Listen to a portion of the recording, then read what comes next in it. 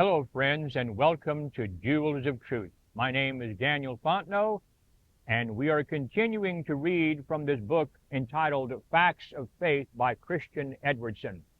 Very much a gold mine of information for those that are hungering for the truth. All right, so we're going to be discussing the Pope's crown and 666. What do they have in common? That the title vicarious filii has been employed elsewhere than in Roman Catholic law is also asserted by this so-called Reverend B. Hoffman. So he says, to whom it may concern, this is to certify that I was born in Bavaria in 1828, was educated in Munich, and was reared a Roman Catholic.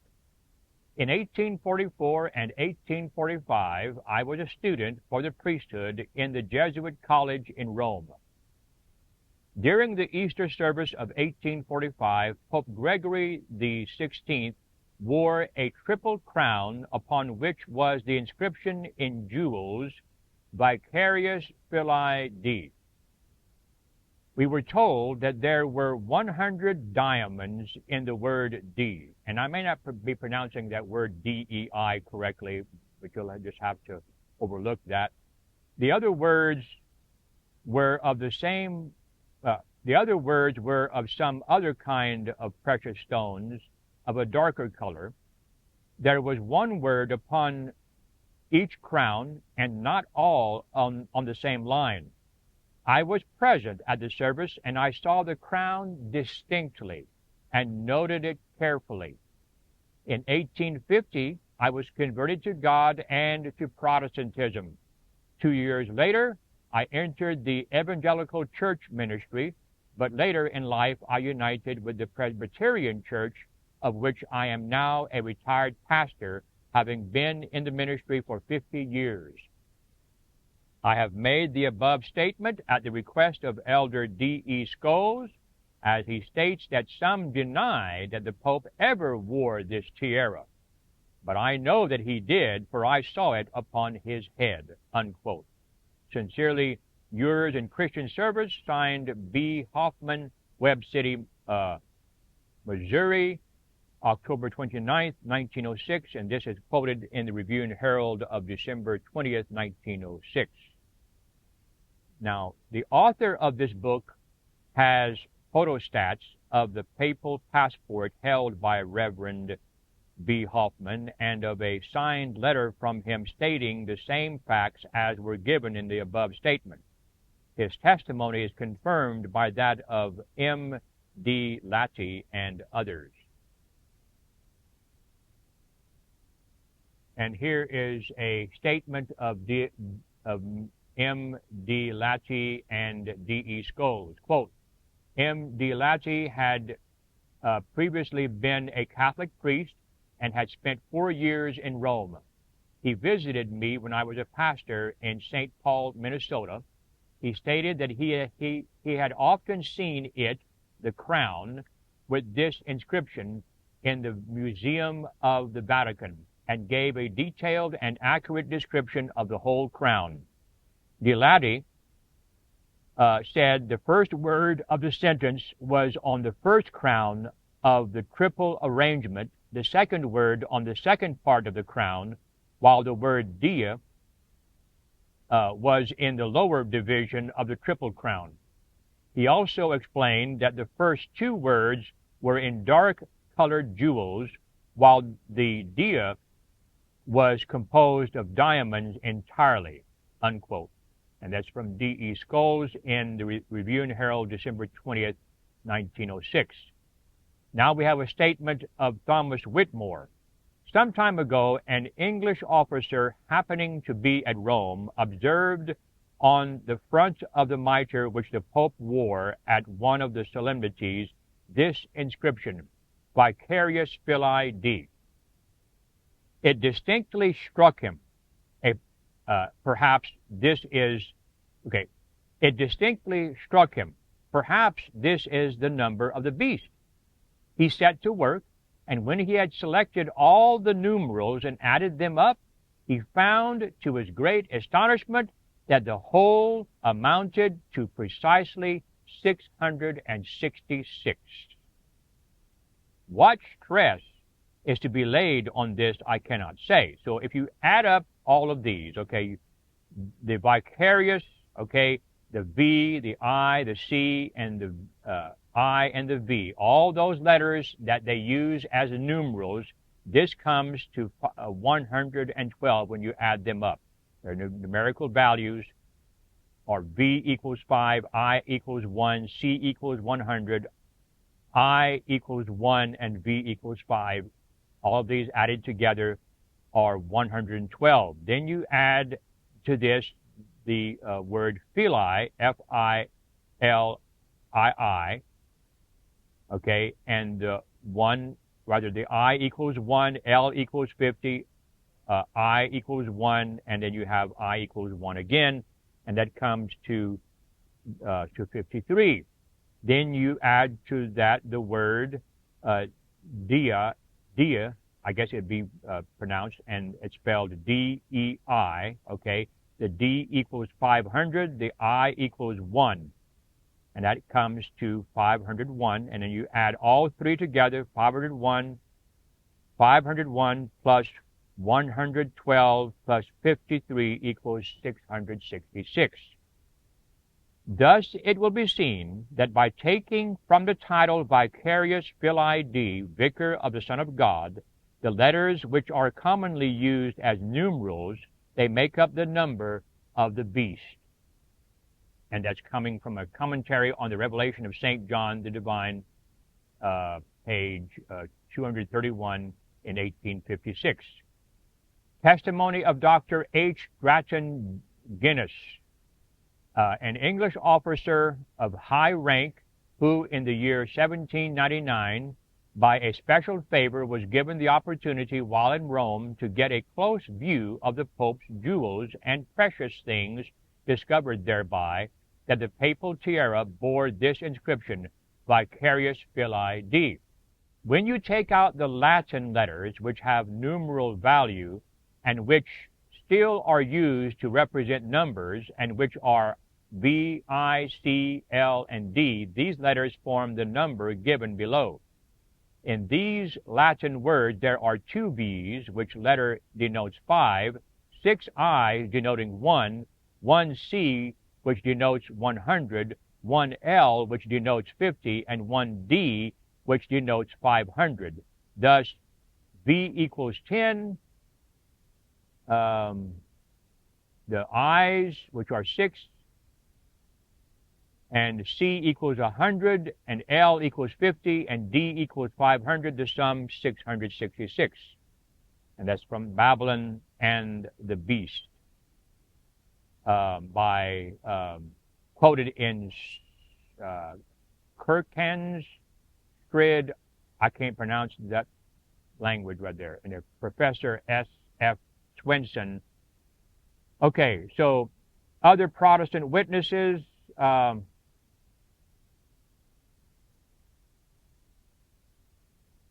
we'll skip that one. We'll go to the next one because we don't have much time here. Appended to the above is a footnote giving the author's reply to a correspondent.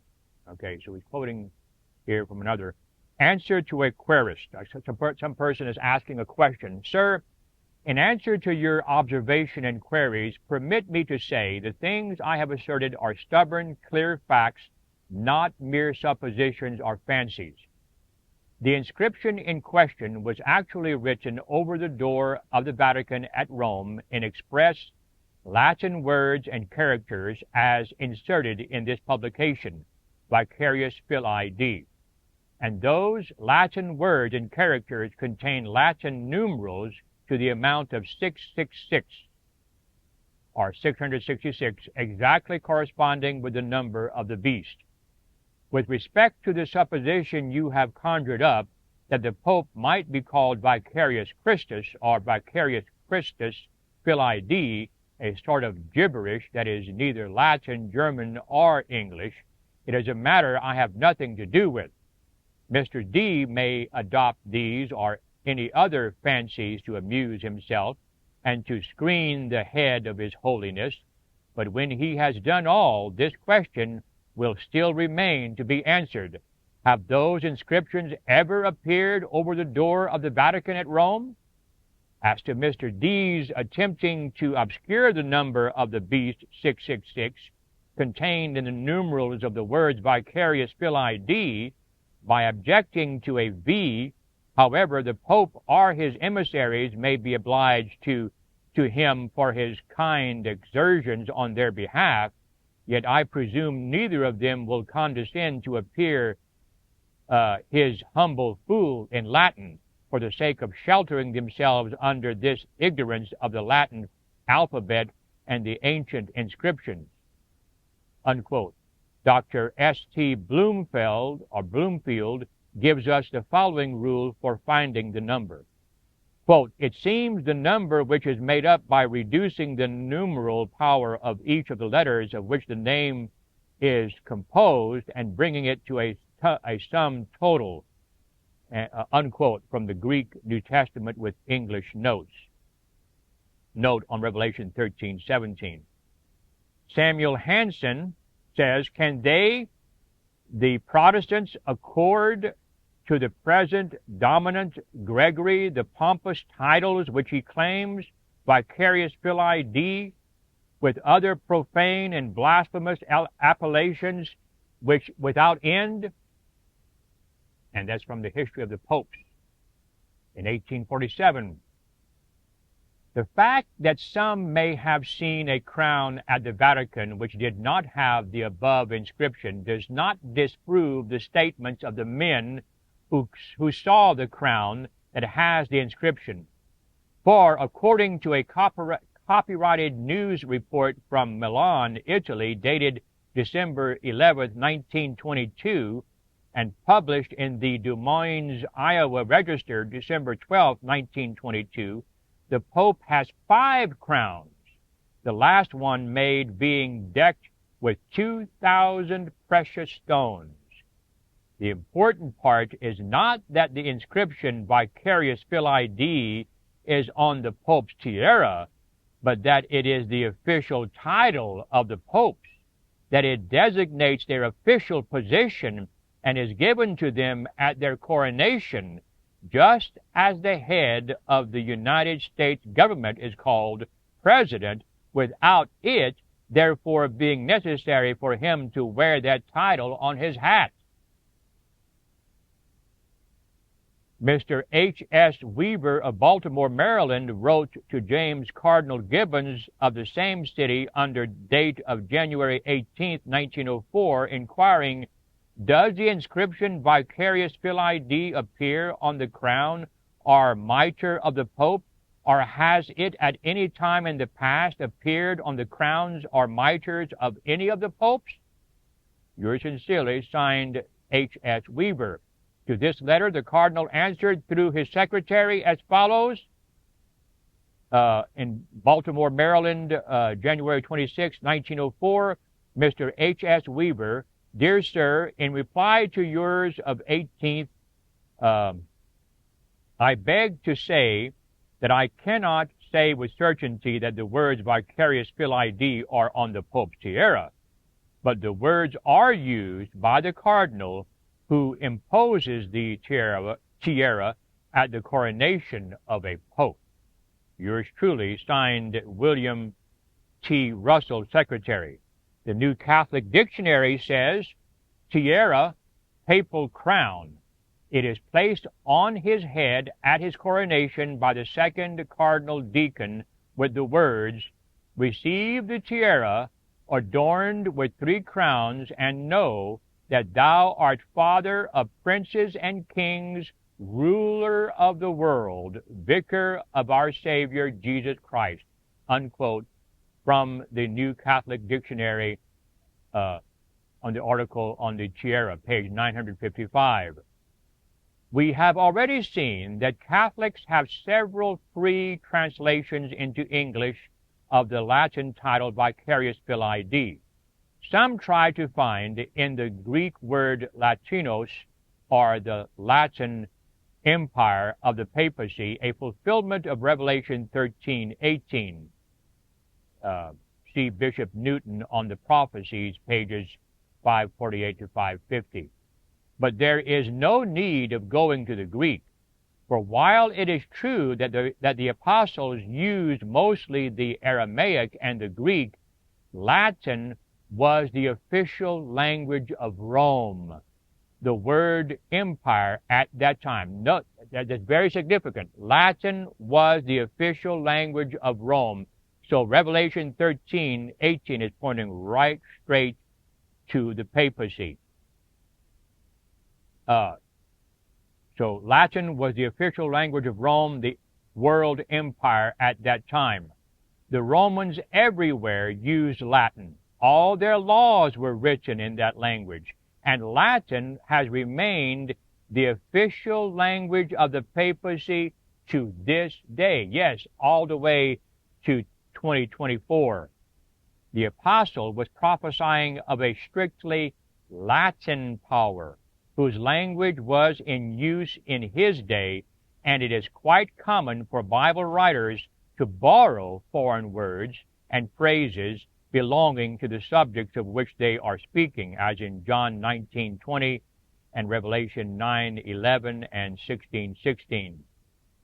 Then, too, the power represented by Revelation 13:1 to 10, 7, and 17 and 18 must not only have the name indicated, but must also fulfill all the other specifications in this prophecy, and the papacy does this. There have been people, as most of you probably well know, who have applied this 666 to other people, all sorts of people and presidents.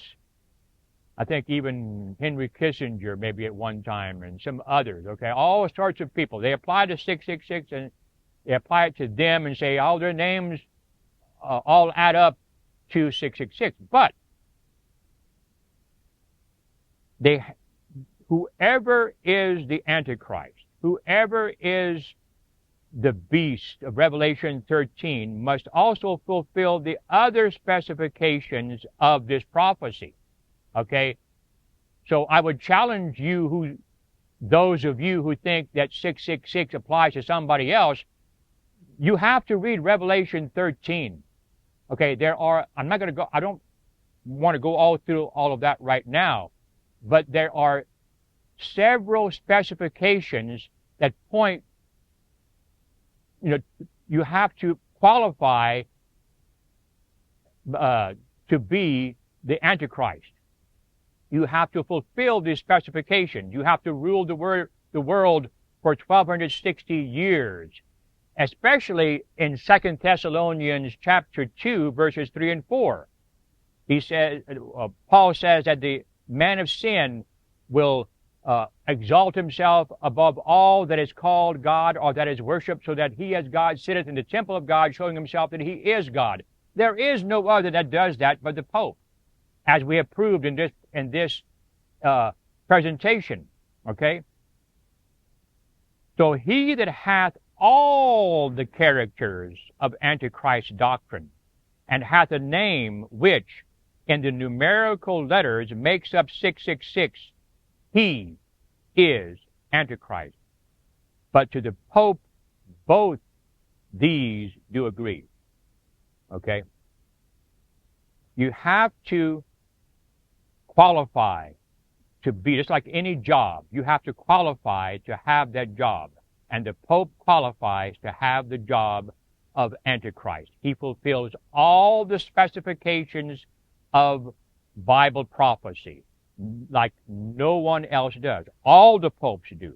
All of them. From the first to the last. We thank you for joining us here at Jewels of Truth. If you have any questions or comments, then by all means tap that, place them at the bottom of this video. If you appreciate this type of content, then tap that like button so that it can be sent far and wide to those who are hungering for the truth. And if you haven't subscribed, we would highly encourage you to do so. Thank you again for joining us here at Jewels of Truth. We hope that you will have a good day in the Lord.